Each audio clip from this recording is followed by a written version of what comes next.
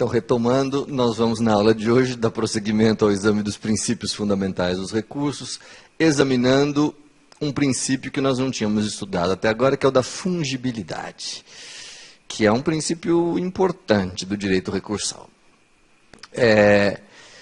Fungibilidade, gente. Vocês devem estar familiarizados com essa palavra, fungibilidade, que, na verdade, se vocês pararem para pensar, o processo civil empresta, ou toma emprestado do direito material.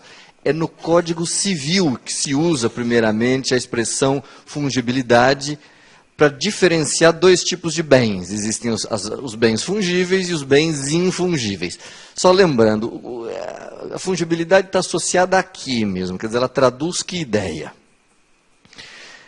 Coisa fungível, ou bem fungível, é aquele que pode ser substituído por outro do mesmo gênero, quantidade e qualidade. Portanto, uma coisa fungível é alguma coisa que pode ser trocada, sem prejuízo, vamos dizer, né, sem que haja nenhum problema. Ao passo que a coisa infungível é aquela que, por sua natureza, não pode ser substituída. Isso no direito civil. O processo civil, em mais de uma situação, empresta essa categoria, vamos dizer, ou essa expressão. Para significar o quê? Né, uma vez que o processo civil não trabalha propriamente com bens, digamos assim, como é o direito material, o que o legislador de processo civil quer quando ele caracteriza como fungíveis determinados institutos? Então, gente, a gente só vai entender isso se vocês se lembrarem do seguinte. Então, agora, muita atenção.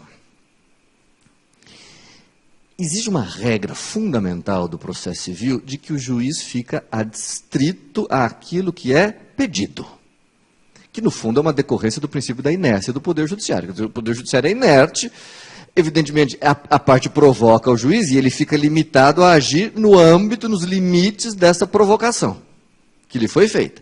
O juiz não pode desbordar, se afastar daquilo que é pedido, sob pena de a sua decisão, de a sua sentença ser considerada extra petita ou ultra petita, conforme seja diferente ou além do que foi pedido. Tudo bem? Então, o juiz tem que se ater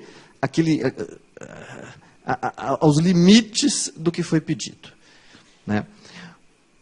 Pois muito bem, o Código de Processo Civil, quando traz a ideia de fungibilidade entre dois mecanismos processuais, ou entre duas situações processuais, o que o Código está dizendo é que, quando dois pedidos ou duas situações são fungíveis, é possível que a parte peça uma delas e que o juiz conceda a outra, sem que a sua decisão seja considerada nem extra, nem ultra petita.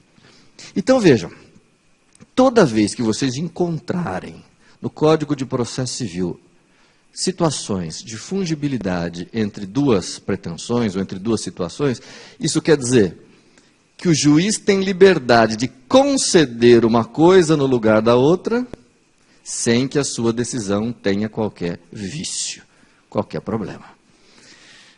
Vamos, antes de entrar na parte dos recursos, vamos lembrar duas outras situações em que existe fungibilidade. Não sei se vocês vão lembrar. Uma delas, gente, em que há fungibilidade é nas ações possessórias. O que acontece? Vocês lembram que existem 3 ações possessórias definidas pelo Código: a reintegração de posse, a manutenção de posse e o interdito proibitório. Professor, por que 3? Por que não existe uma ação possessória só? Porque o legislador houve por bem criar um tipo de ação possessória para cada tipo de agressão possível que uma posse possa sofrer. Então, caberá a reintegração de posse quando houver esbulho, manutenção de posse quando houver turbação, e interdito proibitório quando houver ameaça. Então, vejam que há uma correspondência entre o tipo de agressão e o tipo de ação possessória adequada. Tá? Só que, é isso que eu queria já mostrar para vocês antes da gente entrar nos recursos.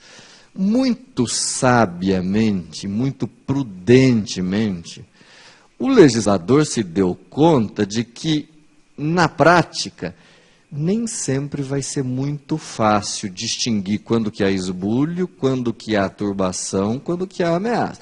Do ponto de vista teórico, é muito fácil. Esbulho é quando a vítima perde a posse. Turbação é quando a vítima é agredida, mas não perde a posse. E ameaça é quando ainda não há um ato efetivo, concreto de agressão, mas só ameaça, como o nome diz. Então, teoricamente é muito fácil. Só que na prática, às vezes é difícil. É aquela história do terreno. Aqui está o terreno. Se B invadir essa parte aqui, e ficar aqui dentro, isso é esbulho ou turbação? Ah, professor, eu acho que é esbulho, porque a pessoa ficou ali dentro. Tá bom.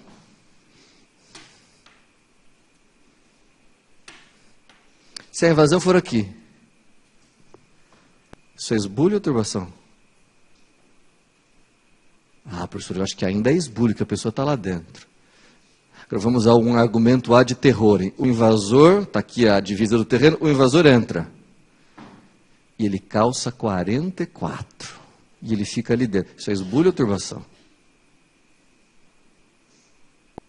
O Código Civil não desce a esse tipo de minúcia. Então, o que eu estou querendo mostrar para vocês? A nossa lei trabalha com a diferença entre esbulho, turbação e ameaça, nas ações possessórias, né? Esbulho, turbação e ameaça. Tem casos que é muito fácil de identificar como esbulho, ou como turbação, mas tem casos que ficam numa zona cinzenta. E aí vem o problema. Como é que o advogado faz na hora de entrar com a ação? E se ele entrar com a ação errada? Aí vem o legislador e diz, não, ele pode ficar tranquilo, porque as ações possessórias são fungíveis entre si. O que significa que mesmo que a parte peça só a manutenção da posse, só a manutenção, se o juiz ao final entender que é caso de reintegração, o juiz pode concedê-la sem que a sua decisão, a sua sentença seja extra ou ultra petita. Isso dá, portanto, ao juiz uma certa margem de atuação, uma certa liberdade um pouco maior do que quando não há fungibilidade. Um outro exemplo, as tutelas de urgência. Vocês sabem que o Código de Processo Civil atualmente trabalha basicamente com 2 tipos de tutela de urgência. A tutela antecipada e a tutela cautelar. Mas diz que elas são fungíveis entre si. Porque a finalidade delas, no final das contas, é afastar uma situação. Se a tutela de urgência é afastar uma situação de risco, de perigo, de ameaça. Então, vai caber ao juiz deferir a medida que ele achar a mais adequada para afastar aquele perigo, ainda que não corresponda àquela que tenha sido pedida pelo autor. E ninguém vai poder taxar a decisão judicial de ultra nem extra petita, porque as tutelas de urgência são fungíveis entre si. Compreendem como é que funciona a fungibilidade no processo civil? Sim? Tudo isso para introduzir o tema da fungibilidade dos recursos, que é o que de fato nos interessa. É interessante, né? Acho que um primeiro ponto que a gente precisa abordar aqui. O Código de Processo Civil é expresso ao falar da fungibilidade das tutelas de urgência. Tem lá um dos parágrafos do artigo 273, diz expressamente que as tutelas antecipadas e cautelares são fungíveis entre si. Da mesma forma, o artigo 920 é expresso a respeito da fungibilidade das ações possessórias. 920. Vai falar da fungibilidade das possessórias. Então, vejam, nesses dois casos, das tutelas de urgência e das possessórias, há dispositivo legal expresso a respeito da fungibilidade. Agora, se vocês procurarem algum artigo no Código de Processo Civil que trate da fungibilidade dos recursos, vocês não vão achar. Não tem nenhum artigo que fale da fungibilidade dos recursos. O que nos leva a indagar, então, mas professor, como é que fica? Se não tem nenhum artigo prevendo, como é que a gente justifica, do ponto de vista do direito brasileiro, o acolhimento do princípio da fungibilidade? Ele foi mesmo acolhido? A resposta é, foi. Mas como se ele não está previsto? Aqui tem uma breve historinha para contar rapidamente para vocês, que eu espero que vocês entendam, coisa rápida. No Código de Processo Civil atual, não tem previsão. A fungibilidade era prevista, gente, só a título de curiosidade, era prevista no artigo 810 do Código de Processo Civil de 39. 39. Tá? Então, essa era, digamos, a fonte legal do acolhimento do princípio da fungibilidade. Aí vocês vão dizer, professor, uma novidade, o Código de 39 foi revogado. É verdade, muito bem. Mesmo assim, então aqui é que vem a historinha que eu preciso contar para vocês. No Código de 39, o sistema de recursos ali era mais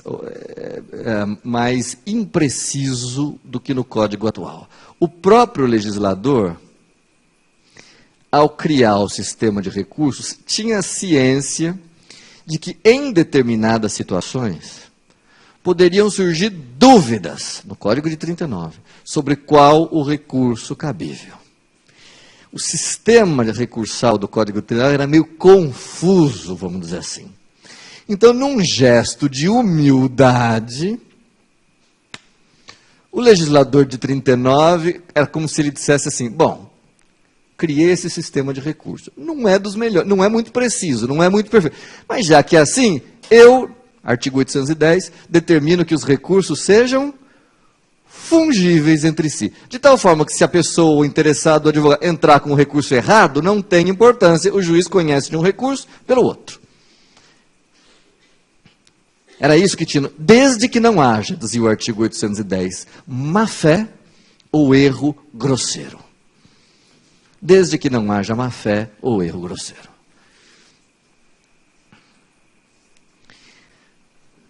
Era isso que dizia o artigo 810.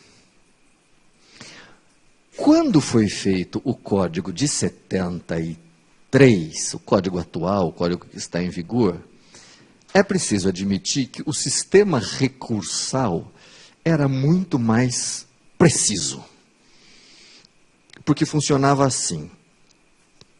Se houver sentença, o recurso é apelação. Se houver decisão interlocutória, o recurso é agravo.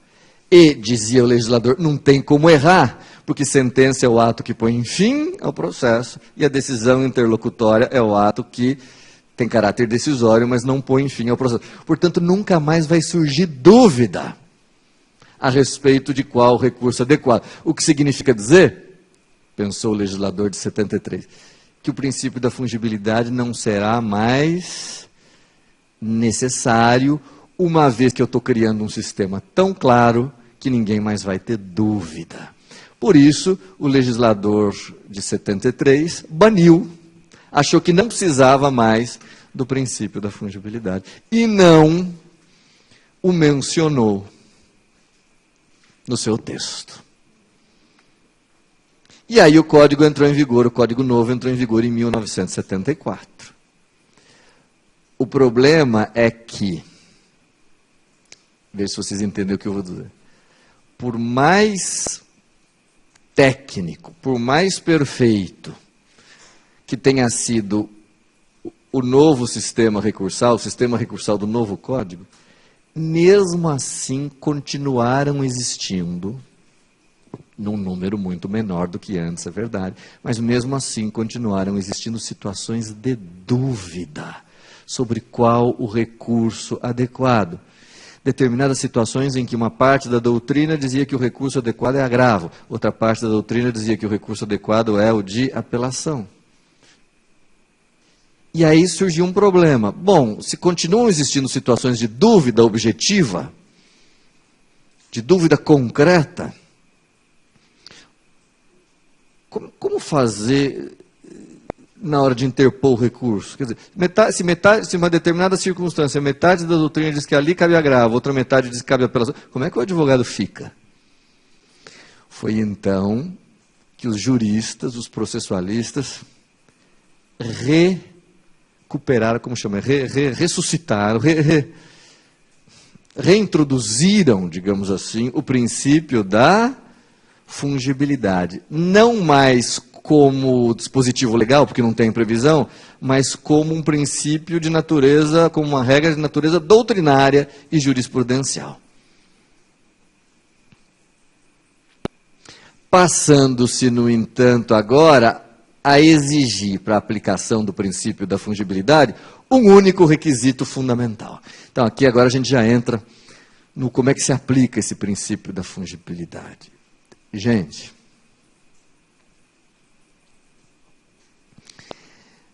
o princípio da fungibilidade dos recursos, como o nome diz, é um princípio que diz que um recurso pode ser recebido, processado e julgado no lugar do outro.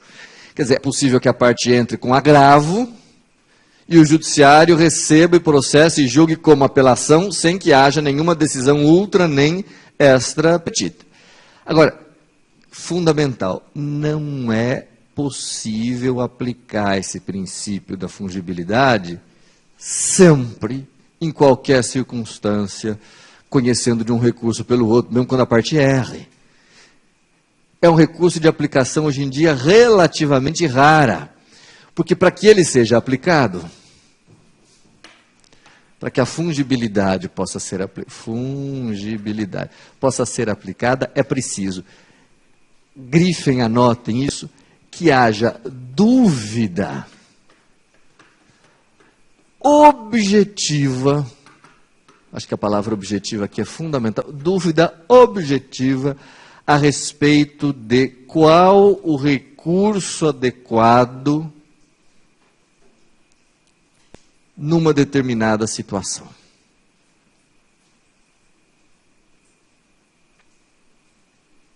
Dúvida objetiva. Então, o que é isso? Então, para que o juiz, para que o judiciário possa aplicar o princípio da fungibilidade, recebendo e processando um recurso pelo outro, é preciso este único requisito fundamental, dúvida objetiva. O que é isto? Dúvida objetiva, gente, é diferente da dúvida subjetiva. Dúvida subjetiva é o seguinte, imaginem que uma pessoa, sei lá, um advogado qualquer, não estudou muito, não conhece muito processo civil, não está muito preparado, não é versado muito, e ele pega um determinado processo, vê ali que o juiz praticou um determinado ato e fica pensando, puxa vida, qual recurso que eu entro? Estou em dúvida. Isso não é uma dúvida objetiva, isso é uma dúvida dele, uma dúvida subjetiva, que decorre do fato de ele não estar familiarizado com o processo civil. Isso não justifica a aplicação do princípio da fungibilidade. Dúvida objetiva, que é a que nos interessa, pressupõe que haja uma real controvérsia uma concreta controvérsia doutrinária ou jurisprudencial sobre qual seja o recurso adequado.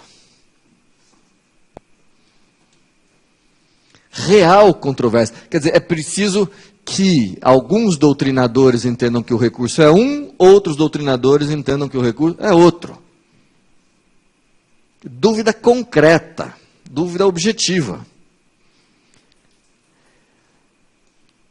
O que, sejamos sinceros, no dia de hoje, quer dizer, em 2014, não é muito comum, porque pelo nosso sistema, assim, não sobram muitas situações de dúvida. Existem algumas, eu vou dar exemplos. Mas hoje em dia, geralmente, a gente sabe quando que cabe apelação, quando que cabe agravo, e não tem dúvida nenhuma. O que significa que aí não se aplica o princípio da fungibilidade. Vou lhes dar 2 exemplos que talvez seja interessante mencionar. Tem um incidente previsto no Código de Processo Civil, que é o incidente de falsidade de documento. Que é aquele incidente, quando uma das partes junta um documento, a outra pode suscitar a sua falsidade. E é como o próprio Código chama, incidente de falsidade. Aí o juiz vai colher as provas, eventualmente mandar fazer a perícia técnica lá para ver se o documento é falso, se não é, e vai decidir. Sendo um incidente, quando o juízo decide, em princípio nós somos levados a entender que o juiz praticou que tipo de ato, uma vez que se trata de um incidente. Decisão interlocutória, com o que o recurso adequado seria o de agravo.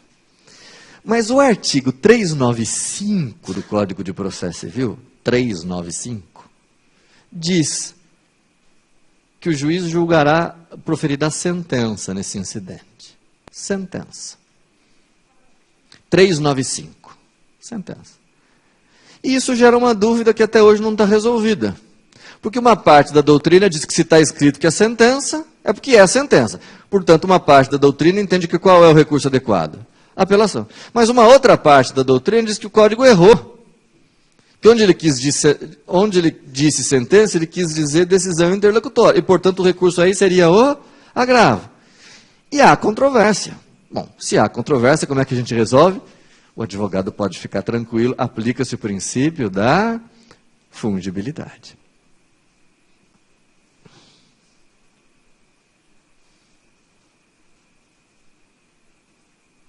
Tudo bem? Um outro exemplo, gente, só para vocês terem aí... Mas vejam que é uma situação relativamente específica, né? Um outro exemplo que eu posso mencionar a vocês é o seguinte: vocês sabem que o juiz, quando a parte requer e o juiz verifica que é caso, ele pode deferir os benefícios da justiça gratuita aos litigantes.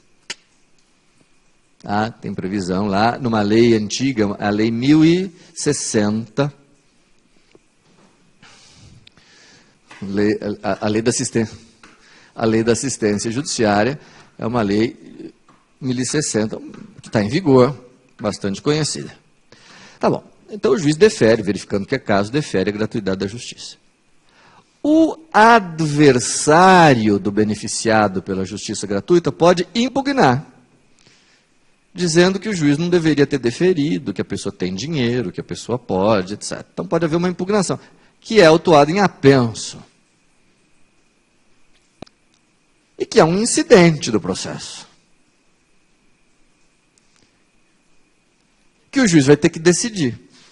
Pois muito bem, sendo um incidente, seria natural que a decisão judicial tivesse natureza, ou tenha natureza de decisão interlocutória. O que então demandaria a interposição de agravo. O problema é que a Lei 1060 fala em sentença. E apelação. Fala em apelação.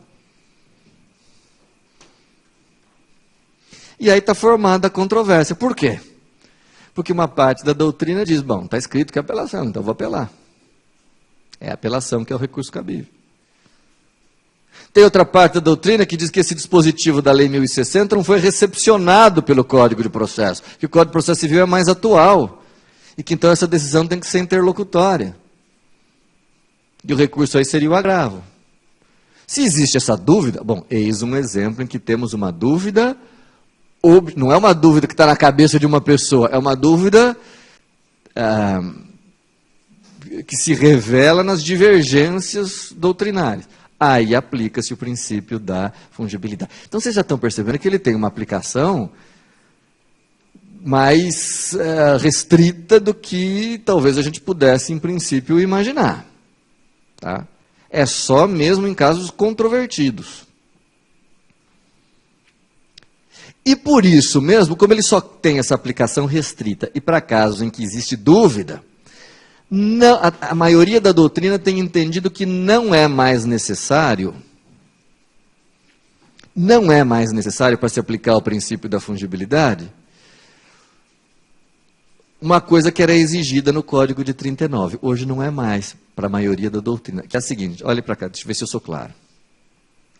No Código de 39, para aplicar o princípio da fungibilidade, como ele tinha aplicação ampla, geral e restrita, exigia-se a prova de que o recorrente não estava de má fé.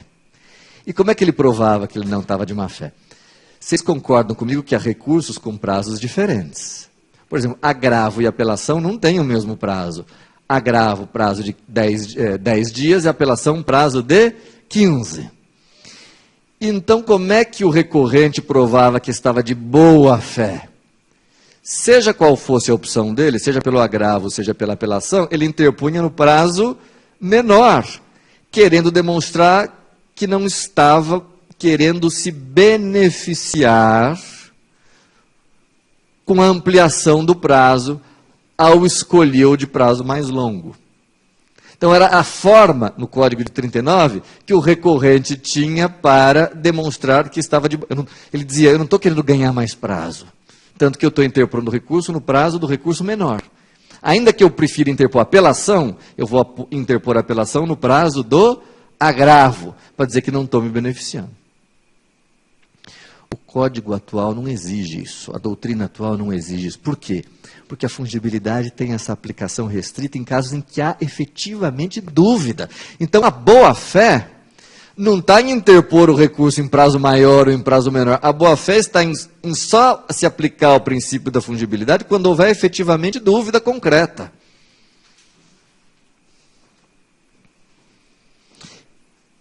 Dúvida doutrinária, dúvida jurisprudencial. O que acontece, como nós vimos, em casos pontuais.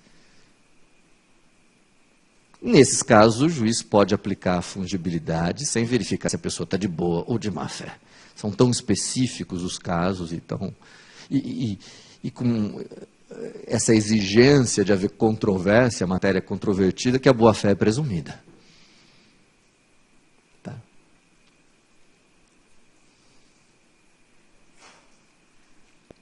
Só para terminar esse assunto, encerrar esse assunto, que eu já vi que vocês entenderam, pelo menos aparentemente,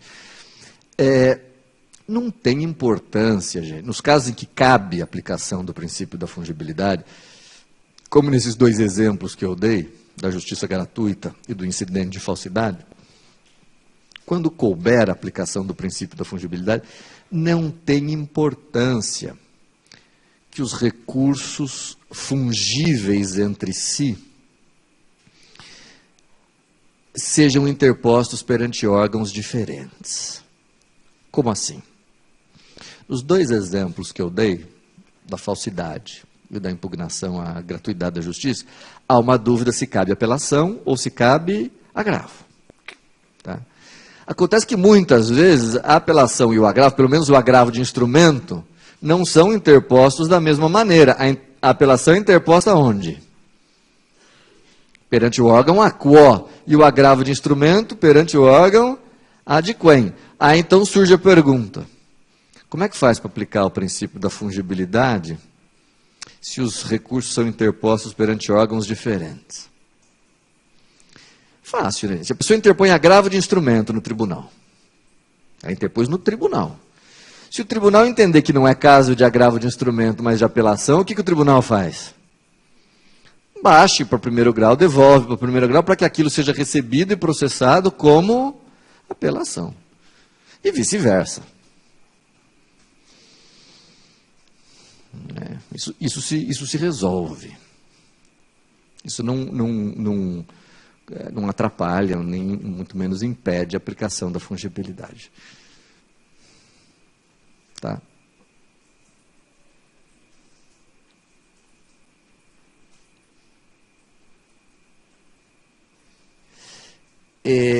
Vocês vão ler por aí, vocês vão ouvir por aí a seguinte expressão, e ela é uma expressão técnica.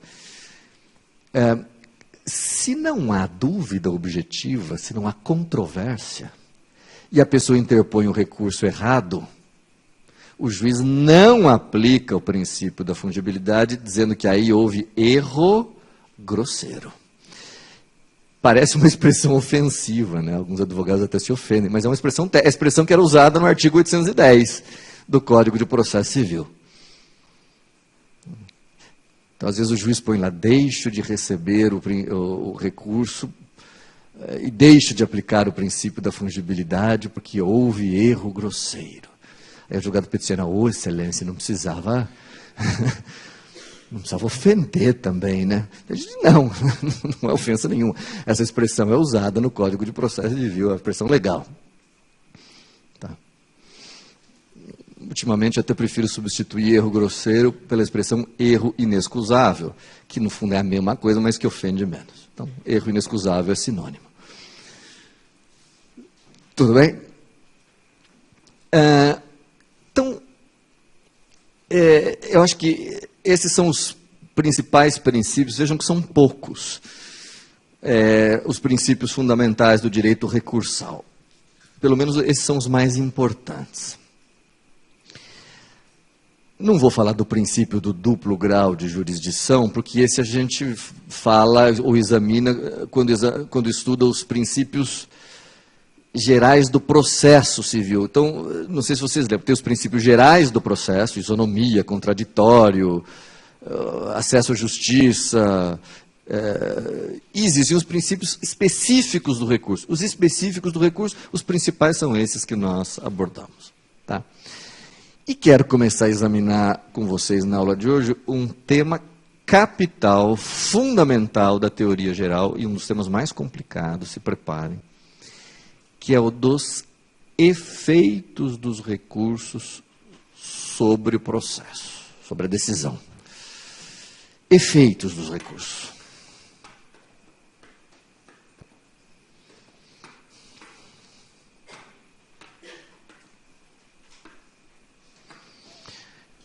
O que quer dizer o seguinte, né? Quando há a interposição de um determinado recurso,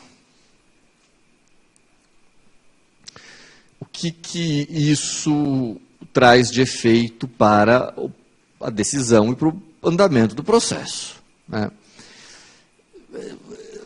O que nós vamos fazer, assim, só para estabelecer uma sistemática? Eu vou examinar com vocês todos os possíveis efeitos que os recursos... Lembrem-se que nós ainda não estamos estudando cada um dos recursos em espécie, nós estamos examinando ainda a teoria geral dos recursos. Então, a nossa tarefa nesse momento é examinar todos os possíveis efeitos que os recursos possam ter. É claro que depois nós vamos examinar os recursos em espécie. E ali eu vou detalhar para vocês especificamente quais efeitos que um determinado recurso tem ou não tem. Tá? Mas por hora nós vamos examinar o leque possível de todos os recursos, de todos os efeitos decorrentes, ou que podem decorrer dos recursos em geral. E eu vou começar com o efeito mais geral e abrangente de todos. Esse primeiro efeito, gente, ouçam bem o que eu vou dizer. Este primeiro efeito é o único que todos os recursos têm.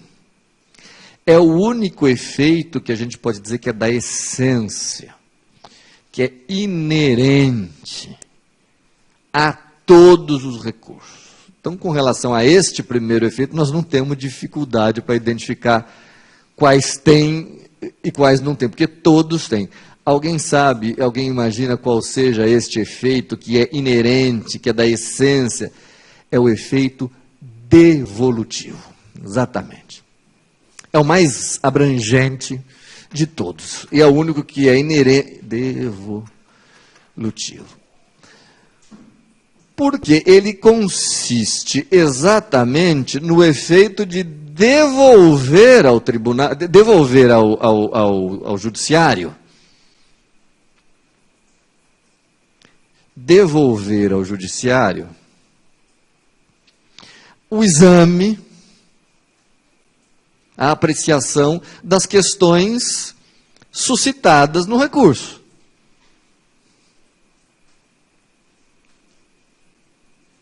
Não ponham devolver ao tribunal, ponham devolver ao judiciário. Porque, por exemplo, tem recursos que não são examinados pelo tribunal. Por exemplo, os embargos de declaração de primeiro grau são examinados pelo próprio. Então, assim, o efeito devolutivo seria devolver ao judiciário,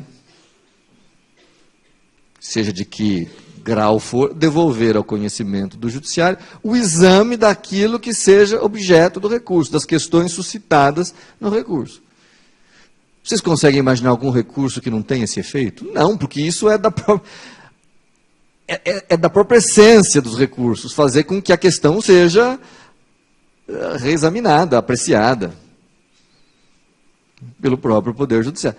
Mesmo os embargos de declaração, gente, que a gente sempre lembra como um recurso um pouco fora da curva, porque não tem por finalidade obter a reforma, mas a complementação da decisão, ou o esclarecimento, mesmo eles têm efeito devolutivo, porque eles devolvem para o judiciário a apreciação das questões suscitadas. Né? Então, esse é um recurso que esse é um efeito que todos os recursos têm.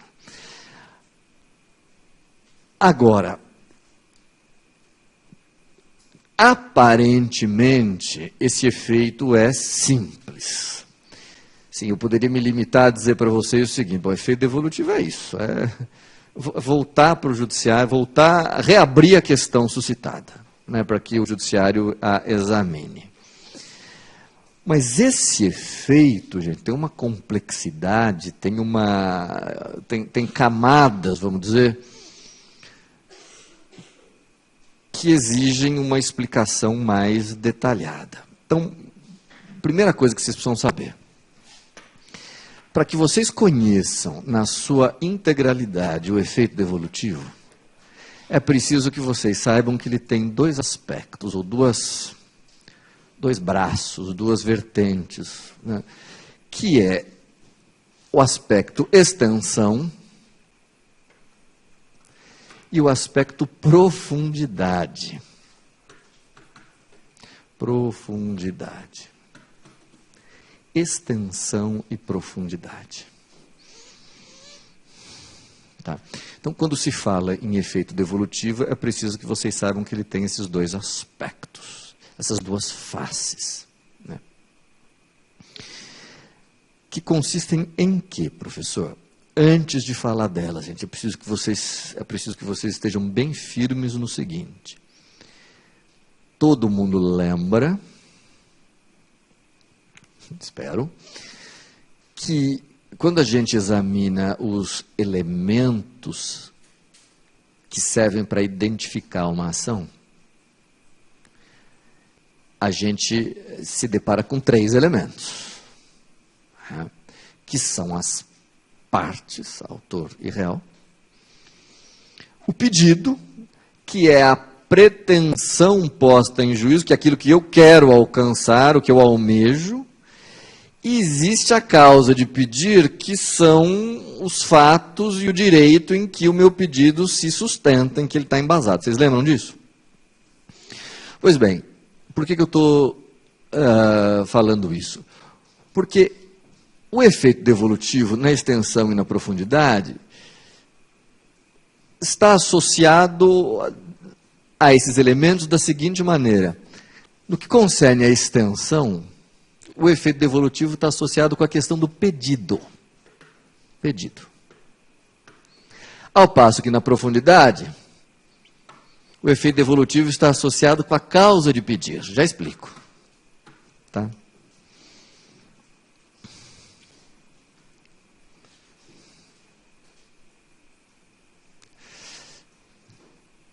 Já vou explicar detalhadamente, mas já fiquem com o seguinte na cabeça. Quando eu disse que o efeito devolutivo é devolver para o tribunal o exame da matéria, é bom que vocês já pensem no seguinte: devolver o que para o tribunal? O que o tribunal pode examinar quando há interposição do recurso? Bom, o efeito devolutivo tem um aspecto extensão, que tem a ver com que parte do pedido o tribunal pode reexaminar. E com o aspecto profundidade, que tem a ver com que parte da causa de pedir o tribunal pode reexaminar. Tá? Com relação às partes, gente, não tem dúvida. As partes são sempre as mesmas, ou pelo menos o tribunal, ao examinar o recurso, o órgão adquirente tem que se ater sempre às mesmas partes, naturalmente.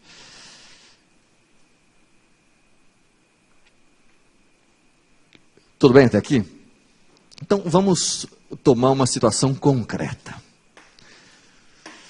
Vamos imaginar que A promova uma ação em face de B,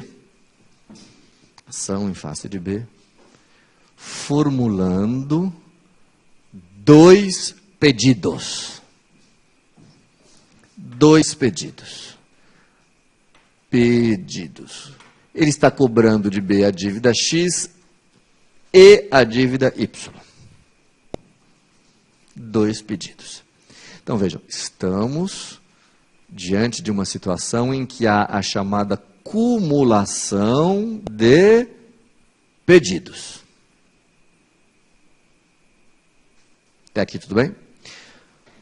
Quando o juiz for dar a sua sentença, ele vai dividi-la em 3 partes: o relatório, a fundamentação e o dispositivo. E é exatamente nesta última parte que o juiz vai examinar se acolhe ou não os pedidos. Então, os pedidos são examinados em caráter final aqui no dispositivo. Ao passo que a fundamentação, a causa de pedir, etc., é examinada na parte central da sentença, na fundamentação. Tá? Aqui uma pergunta fundamental. Ao proferir essa sentença, quais pedidos o juiz tem que examinar? Ele pode examinar só um, ou sim ou não? Resposta: pedidos, de maneira geral, tem que ser se eles são cumulativos, tem que ser apreciados todos. A menos que se trate dos chamados pedidos alternativos ou sucessivos, em que a parte pede uma coisa ou outra. Ou preferencialmente uma parte, preferencialmente uma coisa, mas se não for possível, outra. Mas vamos imaginar que haja uma cumulação efetiva de pedidos, cumulação simples de pedidos. O juiz tem que apreciar todos, sob pena de a sua sentença ser omissa. Todos de acordo? Isso significa, então, que aqui o juiz vai ter que examinar o pedido X e o pedido Y. Os dois.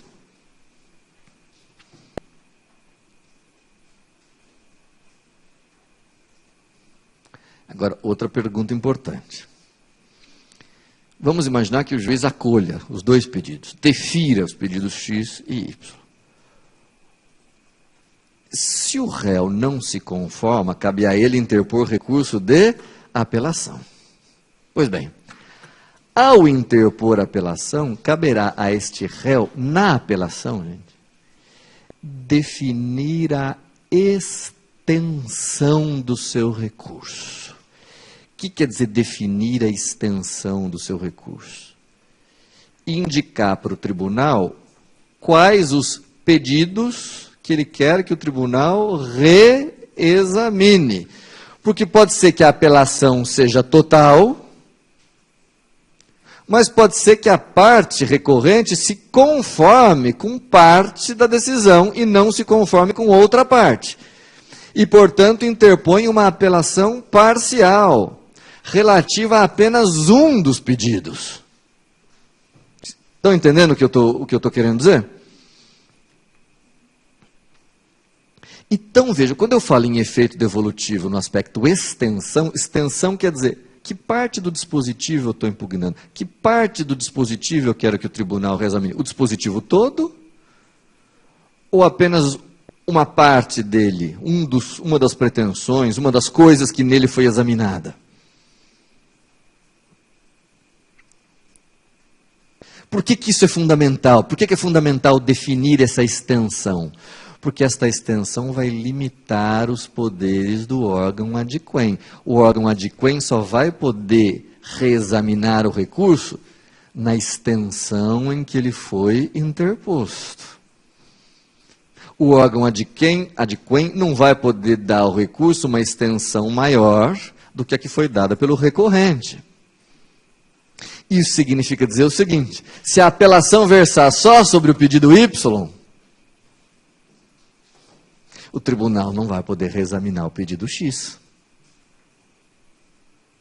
Porque em vez de o recurso ter uma extensão plena, a parte optou por dar a ele uma extensão parcial. Isso tudo é traduzido numa frase muito conhecida, que vem do latim, que é uma frase que diz, depois a gente volta, frase bem sonora, tantum devolutum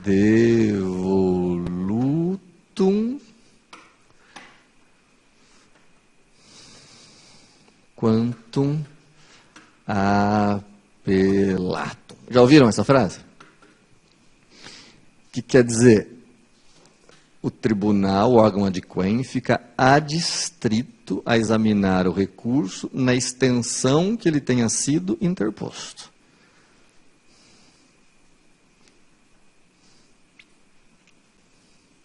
Ou, se vocês quiserem dizer isso de uma outra forma, o tribunal só reexamina o que é objeto do recurso. Ele não reexamina todas as pretensões.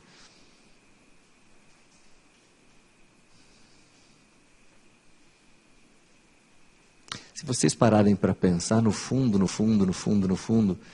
isso aqui é decorrência também do princípio da inércia do poder judiciário.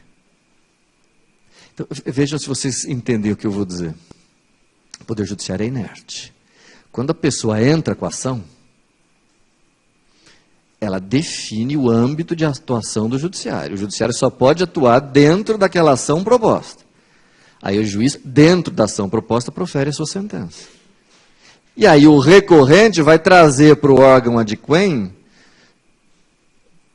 somente aquilo que ele deseja que seja reexaminado. Porque pode ser que ele se conforme com parte do que foi decidido. E o tribunal fica adstrito.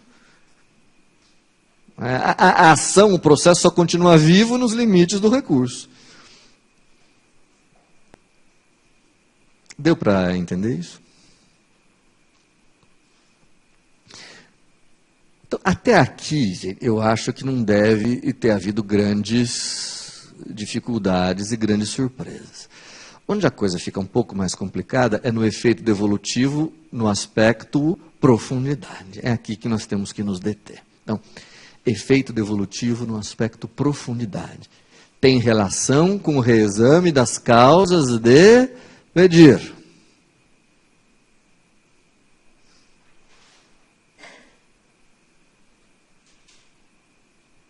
E funciona da seguinte maneira. Vamos também nos valer de um exemplo concreto. Imaginem agora que A promove em face de B uma ação pedindo uma única coisa, tem um único pedido, a anulação de um contrato que eles tenham celebrado. Então, agora nós não estamos mais diante de um exemplo de acumulação de pedidos. Há um pedido só. Eu quero anular esse contrato.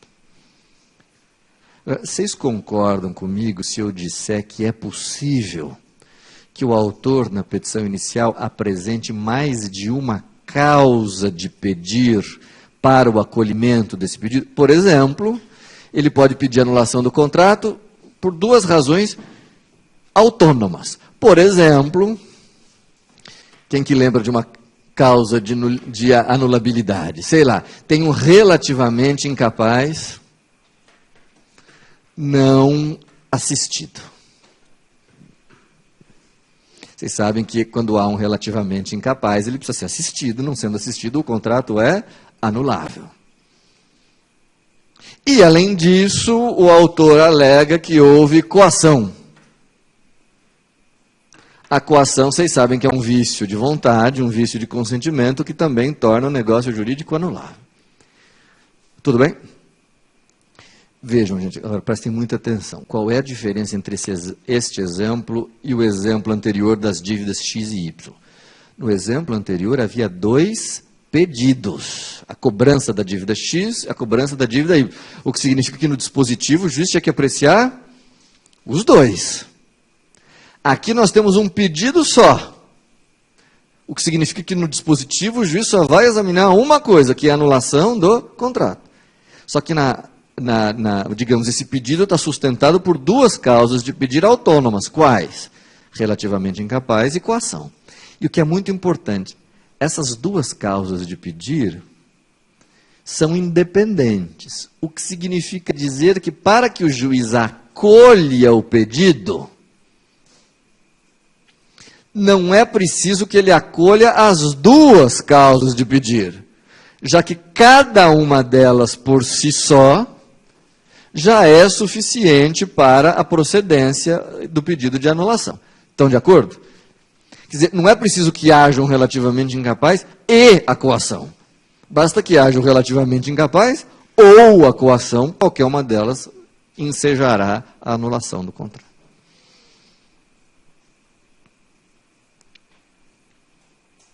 Como é que estamos até aqui? Tudo bem? Pois ó, o juiz vai ter que dar a sua sentença. Aqui no dispositivo, o juiz vai decidir se, afinal de contas, anula ou não anula o bendito contrato. Aqui, gente, vem um ponto que gera uma certa confusão, que eu quero examinar com vocês.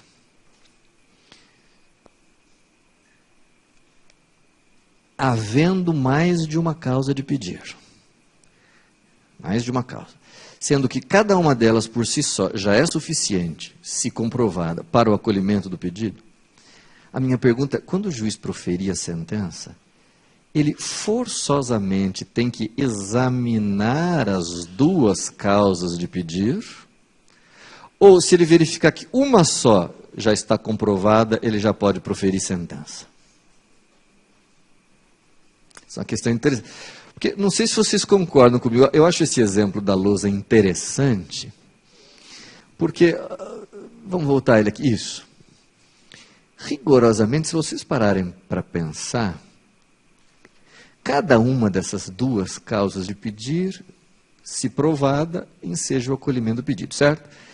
Mas eu acho que tem uma delas que é mais fácil de provar do que a outra, pelo menos em tese. Qual das 2 que é mais fácil de provar? Eu acho que essa primeira, porque essa primeira acho que é prova documental, né?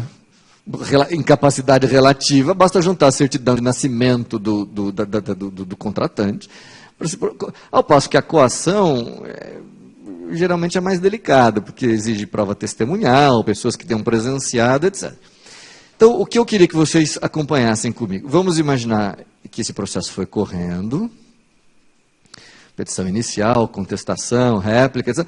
Num determinado momento, o juiz da causa, a quem compete conduzir o processo, perceba que uma das causas de pedir, no convencimento dele, já está aprovada. Essa primeira, que é mais fácil. Digamos que o juiz já esteja convencido de que tem um relativamente incapaz não assistido no contrato. Mas a outra causa de pedir não está aprovada ainda. Coação. Coação precisa de prova testemunhal, marcar audiência, etc. Senhores futuros juízes, a minha pergunta para vocês nesse momento é, se tem um pedido só, embasado em 2 causas de pedir autônomas, uma delas está comprovada, a outra não, e esta que está comprovada já é suficiente para o acolhimento do pedido, vocês julgam ou vocês têm que mandar produzir prova a respeito da outra causa de pedido? Questão importantíssima do dia a dia do juiz, fundamental.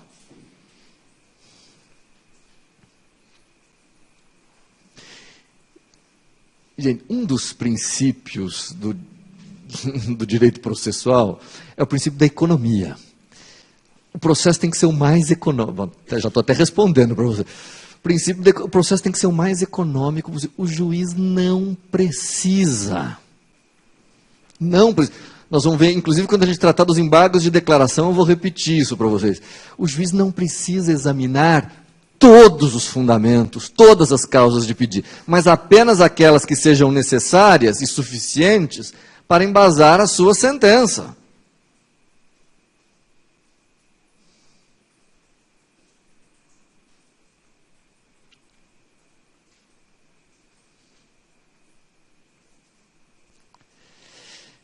Gente, aqui é que está a sutileza. Como é que eu vou dizer isso para vocês? Se vocês entenderem isso, eu vou ficar satisfeito. Olha aqui. O que eu não quero que vocês confundam? Parem de copiar o meu. Isso é muito importante.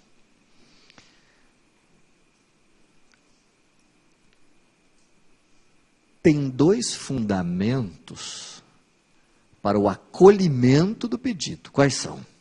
Relativamente incapaz, coação, para o acolhimento do pedido. É claro que o réu, na sua contestação, deve ter apresentado vários fundamentos para o desacolhimento do pedido. Vocês estão de acordo? Tá? Bom, se o juiz vai dar uma sentença de procedência, se o juiz está convencido que a sentença é de procedência, ele precisa repelir todos os argumentos apresentados pelo réu. Se ele vai dar uma sentença de procedência, ele precisa repelir todos os argumentos de defesa. Agora, ele não precisa acolher, se tem mais de um, e ele vai dar uma sentença de procedência, se um só já está provado, ele não precisa examinar o outro. O que eu quero dizer com isso? Na petição inicial, o autor apresenta os argumentos para o acolhimento do pedido. Pode ser um, ou dois, ou mais. O réu, na contestação, apresenta os fundamentos para o desacolhimento. Desacolhimento. Se o juiz vai julgar procedente, se a sentença é de procedência, ele tem que examinar todos os fundamentos. Se a sentença é de acolhimento, o juiz tem que rejeitar e afastar todos os fundamentos suscitados pelo réu. E os do autor? Os do autor ele não precisa apreciar todos, basta que ele examine os que sejam suficientes para o acolhimento. Está claro isso, não?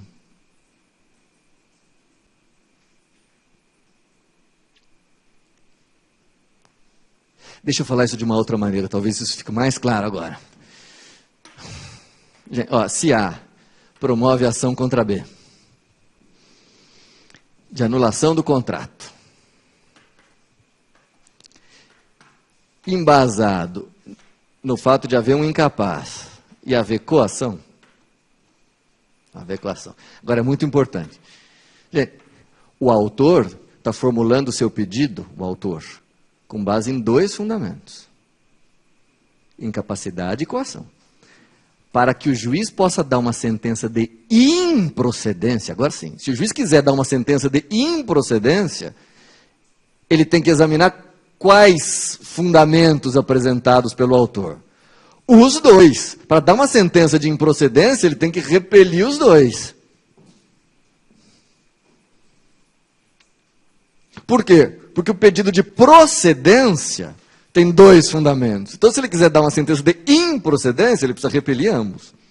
Agora, se o juiz quer dar, afinal, uma sentença de procedência, ele precisa examinar os dois pedidos ou basta que ele acolha um dos dois?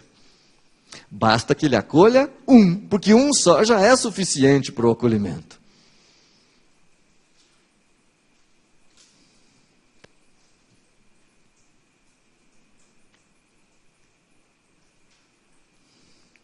Tudo bem? Dizendo isso de mais uma forma, isso é de capital importância, gente. Não sei se vocês já tinham visto isso ser exposto dessa maneira, mas olhem aqui. Vocês concordam que o processo nada mais é do que um conjunto de argumentos conflitantes?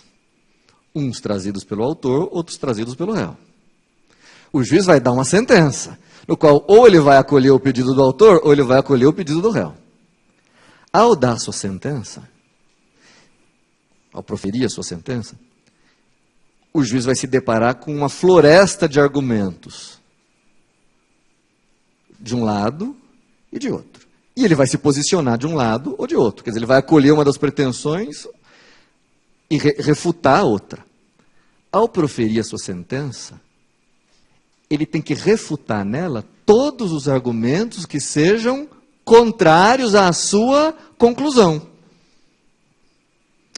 O juiz vai, na sua sentença, ele vai chegar a uma conclusão. Ele tem que refutar todos os argumentos contrários. Agora, ele precisa acolher todos os argumentos favoráveis? Não, basta que ele acolha um que por si só seja suficiente. Deu para acompanhar esse raciocínio? Professor, só um detalhe, você estava falando de recursos, né? É que se vocês não entenderem isso, vocês não vão entender como é que funciona o sistema recursal. Vejam só, gente, acho que agora fica mais fácil. Vamos imaginar que A promova uma ação em face de B de anulação do contrato. Com duas causas de pedir. A incapacidade relativa, mesmo exemplo, e a coação. Ao dar a sua sentença, o juiz vai fazer o relatório, a fundamentação e o dispositivo. Vamos imaginar que o juiz entenda por anular. A conclusão do juiz, o convencimento final do juiz é pela anulação do contrato, porque ele acha que está provada a incapacidade relativa. Tudo bem? Então ele vai fazer o relatório, vai dizer aqui que está constatada a incapacidade relativa. Portanto, vai acolher este argumento. Não vai precisar se pronunciar sobre a coação. Ele vai dizer na sentença o seguinte: uma vez que a incapacidade relativa já está comprovada e ela já é suficiente para o acolhimento do pedido, não é necessário verificar se houve ou não a coação. E é claro, na sentença o juiz também vai ter que afastar e repudiar todos os argumentos trazidos pelo réu, e ao final ele vai julgar procedente, anulando o contrato. Até aqui tudo bem?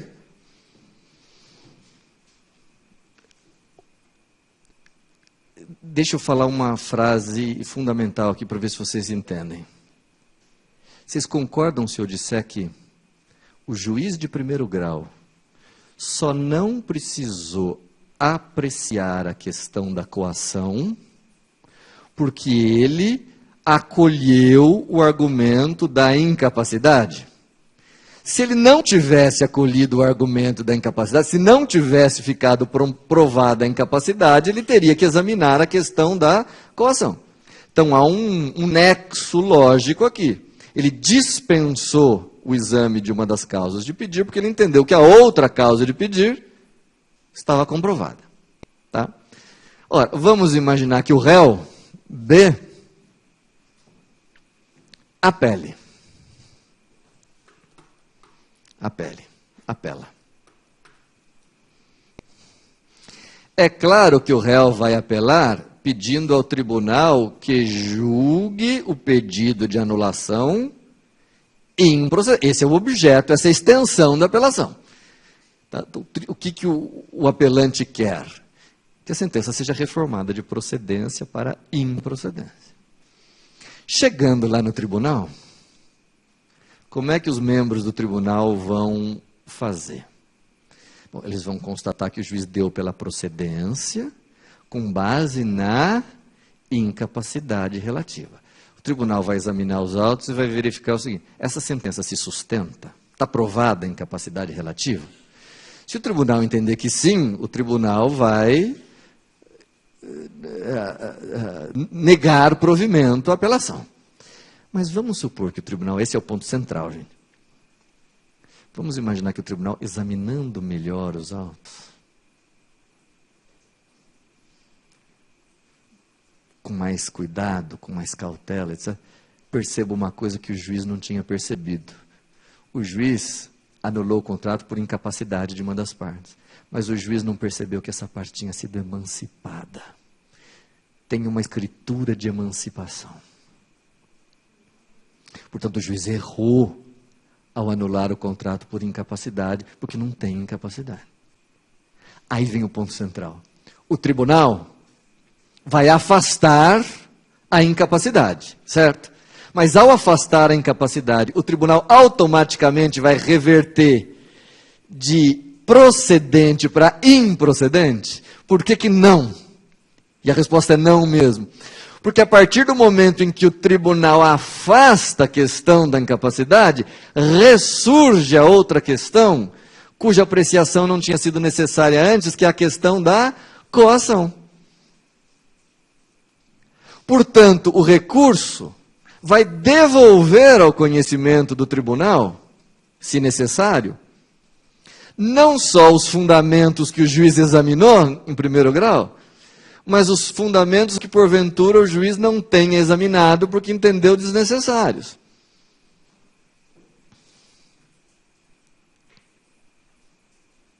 Vou repetir.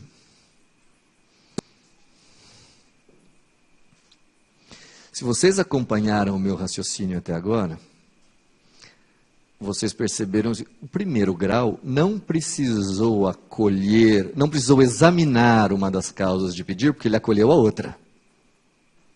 Tá? Então, ao acolher a incapacidade, o juiz nem precisou examinar a coação. Caso haja recurso, o recurso vai para o tribunal. Se o tribunal afastar o argumento da incapacidade, o tribunal não pode, ainda assim, reverter o resultado sem antes apreciar a outra causa de pedir, a questão da coação. O que significa dizer que a apelação devolve ao conhecimento do tribunal não só as causas de pedido, não só os fundamentos apreciados, como os fundamentos que tenham sido discutidos, mas não precisaram ser apreciados em primeiro grau, não tinham sido apreciados em primeiro grau.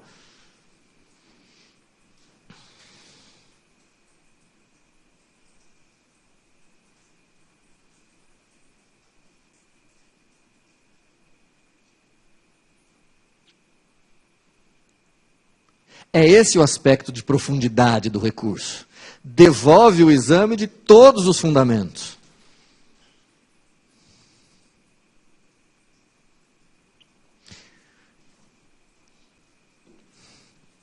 E é claro que aí surge um problema prático, que vocês devem estar pensando, que é o seguinte: professor, ok, se o tribunal afastar a questão da incapacidade, primeiro ele vai ter que apreciar a questão da coação.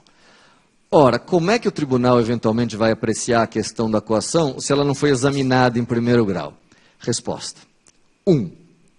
Pode acontecer, é improvável, mas pode acontecer, que o tribunal já encontre nos autos todos os elementos necessários para já examinar a coação.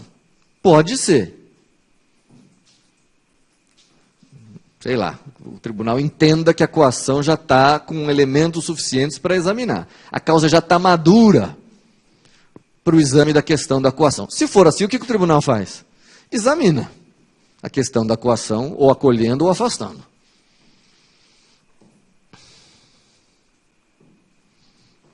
Se tem já todos os dados e os elementos necessários para o exame da outra causa de pedir, que não havia sido apreciado, o tribunal passa direto ao julgamento.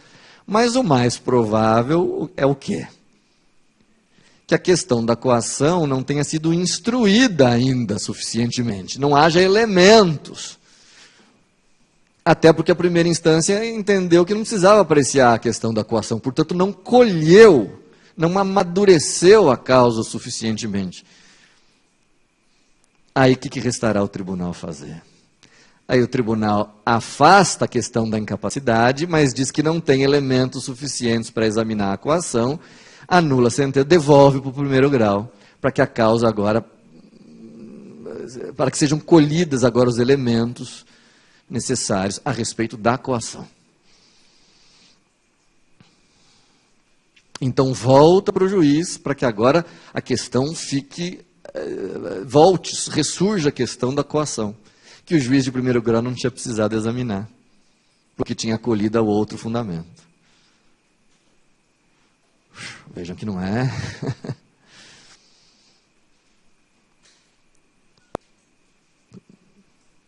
Então, assim, repetindo.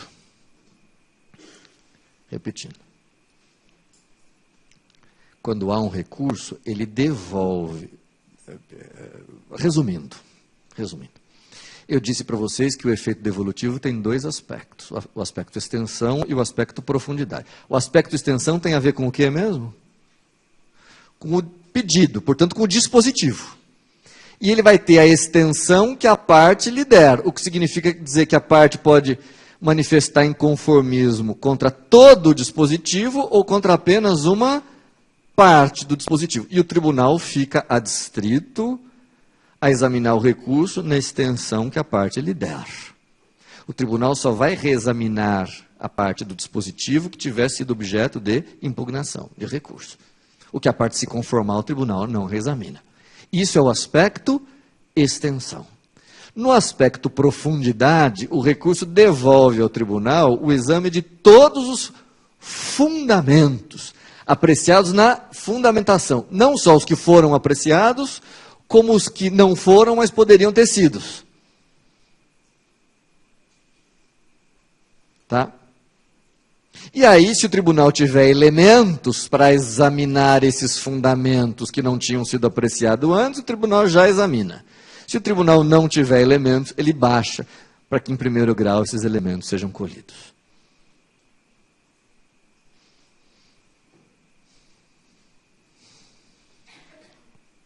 Tudo bem? Ótimo.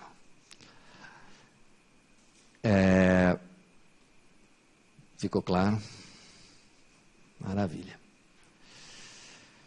Bom, então, se vocês entenderam isso, vocês entenderam o que é o efeito devolutivo com todas as suas sutilezas e com todas as suas, todos os seus reflexos. Tudo bem? Avançando um pouco ainda dentro do efeito devolutivo, então isso era o mais importante, vamos dizer assim. Vocês entenderam isso? O efeito devolutivo é o que tem de mais era o que tinha de mais complicado. Mas para dar prosseguimento, antes de avançar um pouco, eu queria tratar de uma coisa que eu acho interessante vocês saberem, que é o seguinte: o efeito devolutivo, de maneira geral, mas sobretudo na apelação, que é o recurso mais importante, digamos, mais amplo, ganhou um reforço relativamente recente, deve ter uns 10, 15 anos, mais ou menos, com a introdução no nosso código do famoso artigo, eu já mencionei ele aqui para vocês antes, agora a gente vai tratar dele com mais vagar. É o famoso artigo 515, parágrafo 3º. É um artigo que está no capítulo, se vocês olharem no código, no capítulo da apelação. Mas como ele tem a ver com o efeito devolutivo, acho que vale a pena nós examinarmos ele agora.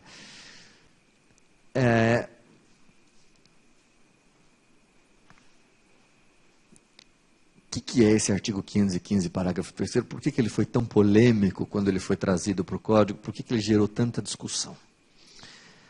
Antes dele, gente, se nós pegássemos a redação originária do Código de Processo Civil, como ele foi aprovado em 73, 74, nós verificaríamos que havia uma regra de ouro do Código de Processo Civil, que era a seguinte: o Código de Processo Civil partia do seguinte pressuposto: existe um princípio do duplo grau de jurisdição, dizia o Código.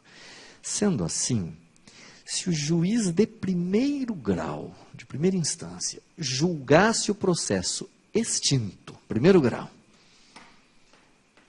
proferisse uma sentença de extinção sem julgamento do mérito,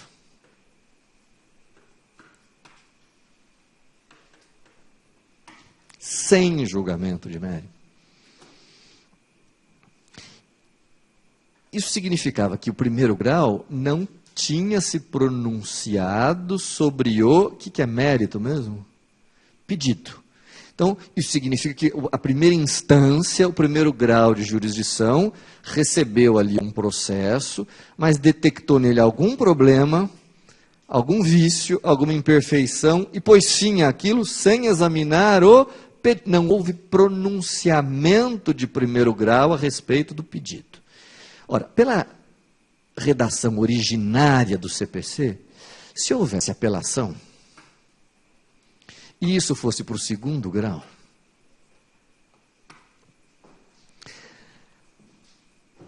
claro, pode ser que o segundo grau entendesse que era caso de manter a sentença, e aí o segundo grau mantinha.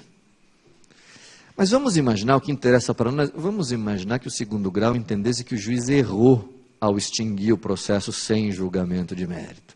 Não era caso de extinção sem julgamento. Pois bem, antes do 515, parágrafo 3º, antes, o segundo grau jamais, nunca, em hipótese alguma, poderia julgar o mérito se a primeira instância não o tivesse feito. Mesmo que todos os elementos, todas as provas, mesmo que o processo já tivesse maduro, a segunda instância não podia julgar o mérito. O que ela tinha que fazer? Anular a sentença de extinção e devolver para que agora o primeiro grau examinasse o mérito que não tinha sido examinado. Essa era a regra original do Código de Processo Civil. Até que algumas pessoas, acho que muito sabiamente, sinceramente, perceberam que aqui é uma coisa muito importante, gente, senão vocês não vão entender. O juiz, quando extingue um processo sem julgamento do mérito, pode proferir a sua decisão no comecinho do processo, pode detectar o vício no começo do processo, pode detectar numa fase mais avançada, e às vezes pode detectar esse vício numa fase final do processo, e julgá-lo extinto sem julgamento do mérito.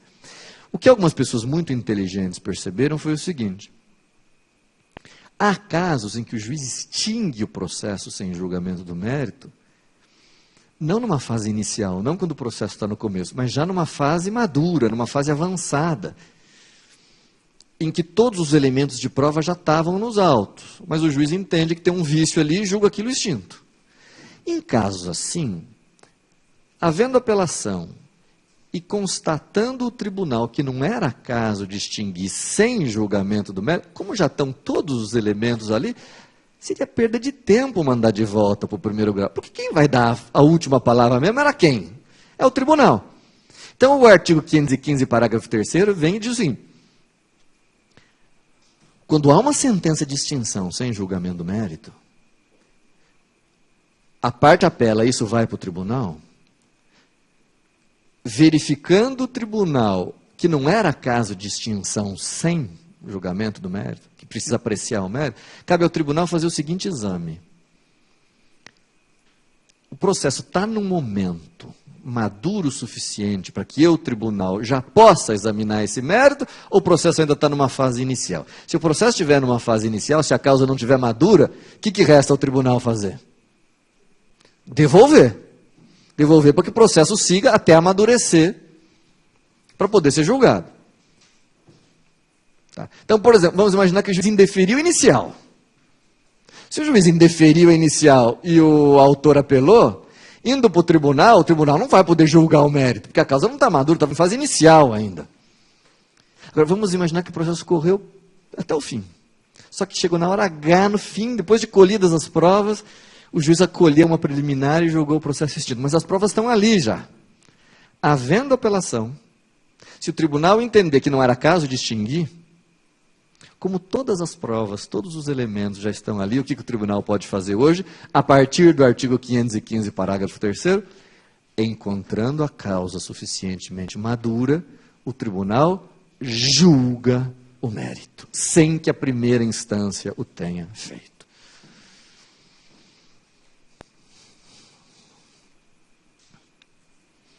Professor, mas isso não afronta, isso não violenta, isso não desrespeita o princípio do duplo grau de jurisdição?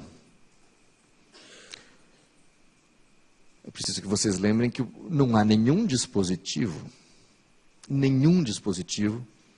na Constituição Federal que obrigue sempre a observância do duplo grau de jurisdição. Tanto que o nosso ordenamento jurídico tem várias exceções ao duplo grau de jurisdição, né? As causas de competência originária do Supremo, enfim, tem vários casos. Essa é mais uma das exceções. Então, não há nenhuma inconstitucionalidade nesse artigo, esse artigo pode ser aplicado. Agora, é requisito para que o tribunal aplique que a causa esteja madura, que já estejam ali todos os elementos, que o processo já estivesse numa fase de tal sorte avançada, que o tribunal já encontre todos os elementos necessários para proferir o julgamento de mérito.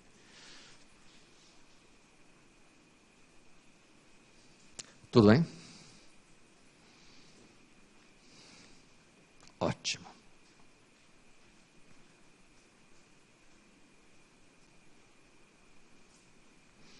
Uma última questão que eu gostaria de levantar para vocês é a seguinte. A respeito do efeito devolutivo.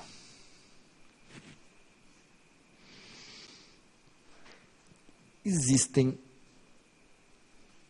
duas matérias que o juiz, duas defesas, dois assuntos que o juiz pode acolher numa sentença que são muito peculiares. Quais são? A prescrição e a decadência. Prescrição, ainda quero falar um pouquinho das sentenças em que o juiz acolhe as teses de prescrição e decadência. Se vocês me permitirem, eu estou me aprofundando um pouco nesse efeito devolutivo, porque eu acho que é um assunto de grande interesse. Prescrição e decadência. Bom, primeiro, todos estão de acordo que se trata de matéria de defesa. Nenhum autor vai dizer na petição inicial, eu estou entrando com essa ação, mas a minha ação está prescrita. Só para avisar, a minha ação está prescrita, viu? Ou o meu direito decaiu. Claro, só se for uma pessoa completamente louca. É o réu que vai dizer isso. Prescrição e decadência são matérias de defesa. E são matérias de defesa muito peculiares, muito particulares. Por quê? Bom, primeiro, vocês sabem dos estudos de teoria geral do processo que mérito é o mesmo que pedido. Tá? Então, o juiz examina o mérito quando ele acolhe ou quando ele desacolhe o pedido. Tá? Agora, o que há de peculiar com a prescrição e com a decadência? O que há de peculiar é que quando o réu alega uma dessas duas matérias, a prescrição da pretensão ou a decadência do direito, e o juiz as acolhe, dizendo que houve prescrição ou houve decadência, não sei se vocês estão de acordo, rigorosamente, o juiz não diz na sentença se acolhe ou desacolhe o pedido. O juiz diz simplesmente que acolhida a prescrição ou acolhida a decadência julga o processo extinto. Tá? Então, rigorosamente, quando o juiz acolhe uma dessas duas alegações, o juiz não examina o pedido. Portanto, era para a sentença de prescrição e sentença de decadência serem sentenças de extinção sem julgamento de mérito. Só que se elas fossem sentenças de extinção sem julgamento do mérito, elas não fariam coisa julgada, o que significa que o autor poderia renová-las. Vem então o legislador com muita sabedoria e diz o seguinte, não com essas palavras que eu vou dizer agora, mas o legislador diz mais ou menos o seguinte: eu sei, diz o legislador, eu sei que quando o juiz acolhe as alegações de prescrição ou de decadência, quando o juiz acolhe, ele rigorosamente não aprecia o pedido. Não era para essas sentenças serem de mérito. Mas eu, legislador, por razões práticas, vou considerar essas sentenças de acolhimento de prescrição ou de decadência como sendo sentenças de mérito. E por que o legislador faz isso? Qual é a vantagem que ele quer obter ao considerar as sentenças de prescrição e de decadência como sendo de mérito? Que resultado prático ele quer com isso? Impedir que aquela mesma ação ou aquela mesma pretensão seja novamente trazida a juízo, o que fatalmente ocorreria se a sentença fosse meramente extintiva.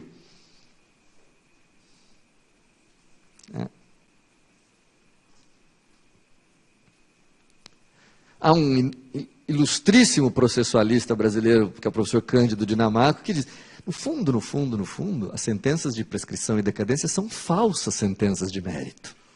Por que falsas sentenças? Elas são de mérito, está na lei, elas fazem coisa julgada.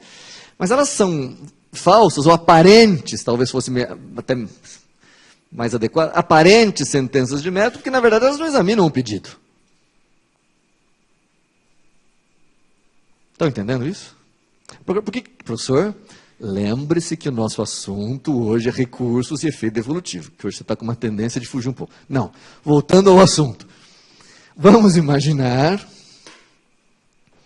que numa ação de A contra B, pedindo anulação do contrato por coação, sei lá, coação. Venha o réu em sua defesa e alegue decadência. Decadência do direito de pedir anulação do contrato por coação. Tem um prazo no Código Civil para pedir anulação de contrato por coação e o réu alega isso. Bom, vamos lá. Pode ser que o juiz, depois de fazer o relatório, entenda de acolher a alegação de decadência. Vocês concordam que se o juiz vai acolher a alegação de decadência, ele não vai examinar se houve coação ou se não houve coação, se é caso de anular, porque acolhida a decadência, tudo, nada mais tem interesse. O juiz então vai extinguir o processo com julgamento de mérito, embora sem apreciar se estão presentes ou não os requisitos da anulação, porque ele acolheu a tese da decadência. Até aqui como estamos? Tudo bem? Bom, quem é que vai apelar dessa sentença? O autor. Né? Se a sentença foi de decadência, é porque foi acolhida uma tese do réu. Então quem vai apelar é o autor. Aqui vem o ponto importante. Bom, em ele apelando, pode ser que o tribunal entenda que a sentença está certa, que de fato houve decadência. Caso então em que o recurso será desprovido. Certo? Mas pode ser que o tribunal entenda que não, essa situação que me interessa, pode ser que o tribunal entenda que não houve decadência. Se o tribunal afastar a questão da decadência, então aí surge para o tribunal a questão que não foi apreciada ainda da anulação do contrato. O tribunal vai ter que examinar a anulação do contrato. Professor, mas a anulação do contrato não havia sido examinada em primeiro grau, porque não precisou, uma vez que tinha sido acolhido o argumento da decadência. Mas afastada a decadência, agora o tribunal precisa examinar a questão da anulação do contrato. E aí, gente, a solução é a mesma. Qual? Pode ser que a causa já esteja suficientemente madura, os elementos necessários, os elementos de convicção, as provas já estejam nos autos. Se já estiverem nos autos, os elementos todos, a respeito da anulação do contrato, da existência ou não da coação, o que o tribunal faz? Ele já pode julgar? Sim, o tribunal julga. dizendo, olha, ou houve coação ou não houve, ou está provado ou não está provado. A causa está madura.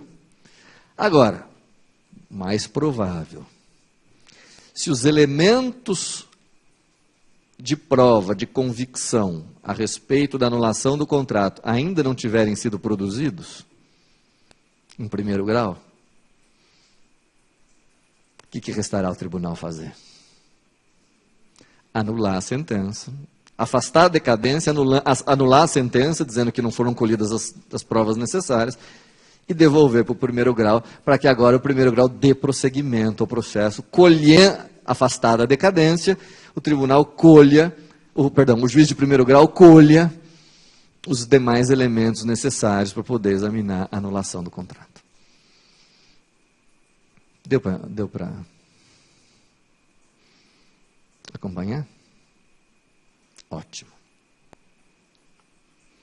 Bom, então eu acho que com isso nós temos um panorama bastante significativo do efeito devolutivo dos recursos. Tudo bem? Passo então ao segundo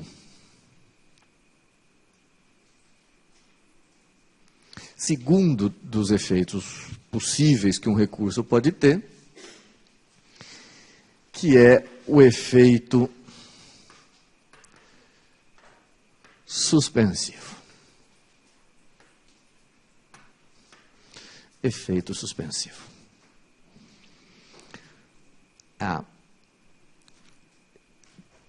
E eu, só vai dar tempo de introduzir o assunto, começo dizendo o seguinte: ao contrário do efeito devolutivo, que é inerente a todos os recursos e é da essência dos recursos, eu acho que hoje em dia dá para a gente dizer que o efeito suspensivo recursal e está ficando cada vez mais excepcional, cada vez mais raro. Não é a regra que os efeitos tenham, que os recursos tenham efeito suspensivo. Não é a regra. Na verdade, dá para a gente dizer que existe um recurso fundamental, um recurso, em que o efeito suspensivo é de fato a regra. Qual? Apelação. Na apelação é que o efeito suspensivo é regra.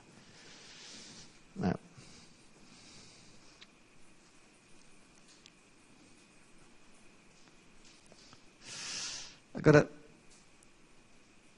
aqui é preciso que vocês pensem comigo e reflitam o seguinte. Para vocês entenderem bem o efeito suspensivo, que acho que pelo nome mais ou menos vocês sabem do que se trata. Efeito suspensivo é a aptidão que um recurso tem de suspender, de paralisar o efeito da decisão. Né? Efeito suspensivo quer dizer, a decisão ainda não... Ficam suspensos os efeitos da sentença. Ou da decisão.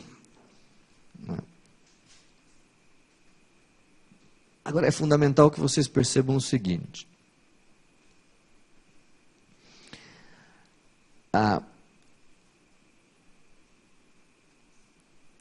Tem alguns recursos, a apelação é o grande exemplo, em que o efeito suspensivo é a regra. Então, na apelação, as apelações, em regra, têm efeito suspensivo. Mas o legislador pode criar exceções. Então, há exemplos, vocês encontram no artigo 520, de apelações em que, excepcionalmente, o legislador não reconhece o efeito suspensivo. Tá? Então é preciso que vocês pensem que na apelação o efeito suspensivo é regra, mas é uma regra que admite exceções.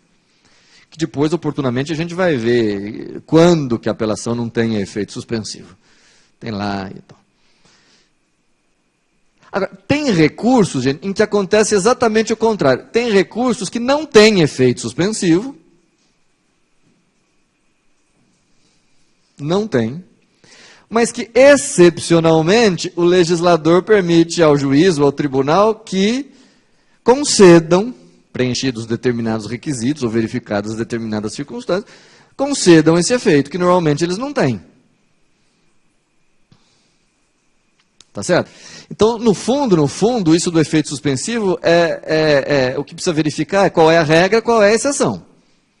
Vamos pensar rapidamente nos recursos. Apelação, qual é a regra? Apelação tem efeito suspensivo. Apelação tem efeito suspensivo. Como regra. Tá? Mas, excepcionalmente, pode não ter, mas a regra é de que tem. O agravo. Agravo. Não tem. Agravo não tem.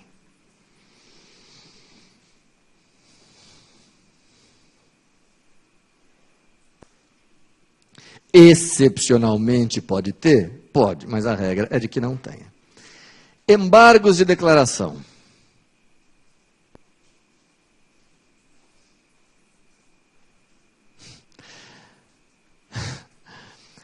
Embargos de declaração é um problema, né? Porque embargos de declaração